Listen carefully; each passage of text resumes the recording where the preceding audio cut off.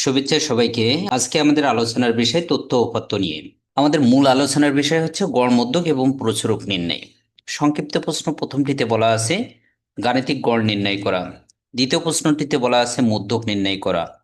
তৃতীয় প্রশ্নটিতে বলা আছে প্রচুরক নির্ণয় করা। তো এখন আমরা ধাপে ধাপে কিভাবে গড় মধ্যক প্রচুরক নির্ণয় করতে হয় তা লক্ষ্য করি। এখন প্রথম প্রশ্নটাতে আসে গড় নির্ণয় করা। বলা হয়েছে কোনো বিদ্যালয়ে ষষ্ঠ শ্রেণীর বার্ষিক পরীক্ষায় 10 জন শিক্ষার্থীর গণিতে প্রাপ্ত নাম্বার নিচে দেওয়া হয়েছে। এখন শিক্ষার্থীদের প্রাপ্ত নাম্বারের গড় নির্ণয় করতে হবে। তা আমরা গড় নির্ণয়ের জন্য গড়ের সূত্রটা একটু জেনে নিব। গড়ের সূত্রটি হলো উপাত্ত সমূহের সমষ্টি বাই উপাত্ত সমূহের সংখ্যা।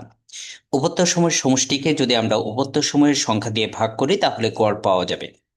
এখন প্রথমে আমরা উপাত্ত সমূহের সমষ্টি নির্ণয় করতে চাই। আমাদের যে উপাত্তের 10টি দেওয়া আছে, এই 10টি উপাত্ত যদি যোগ করি তাহলে যোগফলটি আসে 721। এখন আমাদের মোট উপাত্ত আছে, এখানে যদি আমরা গুণে বের করি তাহলে দেখতে পাই 10টি উপাত্ত দেওয়া আছে। তাহলে মোট শিক্ষার্থীর সংখ্যা হলো মোট উপাত্তের সংখ্যা। তাহলে মোট উপাত্তের সংখ্যা আমরা লিখতে পারবো 10। এখন এই ফর্মুলাটিতে আমরা মানটি বসাই দিব। তাহলে আমরা উপাত্ত সমূহের সমষ্টি পেয়েছি 721। এই মানটি হচ্ছে উপরে বসিয়ে দিব এবং উপাত্ত সমূহের সংখ্যা পেয়েছি 10। তাহলে হরে বসাবো 10। এখন 721কে যদি 10 দিয়ে ভাগ করি তাহলে ভাগফলটি আসে 72.1। তাহলে বলতে পারি শিক্ষার্থীদের প্রাপ্ত নাম্বারের গড় হলো 72.1। এবার আসে পরবর্তী প্রশ্নে। বলা হয়েছে এখানে কতগুলো উপাত্ত দেওয়া আছে, এই উপাত্তগুলো থেকে মধ্যক নির্ণয় করতে হবে। মধ্যক নির্ণয়ের জন্য আমরা প্রথমে মধ্যকের সংজ্ঞাটা একটু জেনে নিব। মধ্যক হলো উপাত্তগুলোকে মানের ঊর্ধ্বক্রমে সাজালে যে মান উপাত্তগুলোকে সমান দুই ভাগে ভাগ করে তাই হলো মধ্যক। এখন একটু বেশি খেয়াল রাখবো, জোড় সংখ্যার ক্ষেত্রে মধ্যক হলো মধ্যবর্তী দুটি পদের গড়। সর্বপ্রথম উপাত্তগুলোকে আমরা মানের ঊর্ধ্বক্রমে সাজিয়ে নিব। আমরা যদি লক্ষ্য করি যে উপাত্তগুলো দেওয়া আছে, এই উপাত্তগুলোকে আমরা ছোট থেকে বড় দিকে সাজিয়েছি। সব থেকে ছোট উপাত্তটি হলো 6, তাহলে প্রথমে 6, তারপরটি হলো 7, তারপরটি হলো 8। এরপরে যদি লক্ষ্য করি আরো একবার 8 আছে, 8। এরপরে উপাত্তটি হলো 9, তারপর উপাত্তটি হলো 10, 11, 12, 13, 14। তাহলে উপাত্তগুলোকে শুরুতে আমরা ছোট থেকে বড় দিকে সাজিয়ে নিয়েছি। এখন যদি আমরা এখানে গুণে দেখি তাহলে এখানে মোট 10টি উপাত্ত আছে। তাহলে আমরা বলতে পারবো উপাত্তের সংখ্যা হলো 10। বলা যাবে যে উপাত্তের সংখ্যা একটা জোড় সংখ্যা। এখন উপাত্ত যদি জোড় হয় তাহলে মধ্যক হবে মধ্যবর্তী দুটি পদের গড়। এখন আমরা যদি লক্ষ্য করি ছোট থেকে উপাত্তগুলো বড় দিকে সাজানোর পরে 9 আর 10 উপাত্তটি সবার মাঝে আছে। এই দুটি উপাত্ত বাকি উপাত্তগুলোকে সমান দুই ভাগে ভাগ করছে। আমরা যদি লক্ষ্য করি এই দুটি উপাত্তের বামে আছে 4টি উপাত্ত এবং ডানে আছে 4টি উপাত্ত। এই দুটি উপাত্ত উপাত্ত সমূহকে সমান দুই ভাগে ভাগ করছে। এখন এই দুটি পদের গড় নির্ণয় করতে হবে। তাহলে এই পদটি কত শুরুতে আমরা নির্ণয় করব।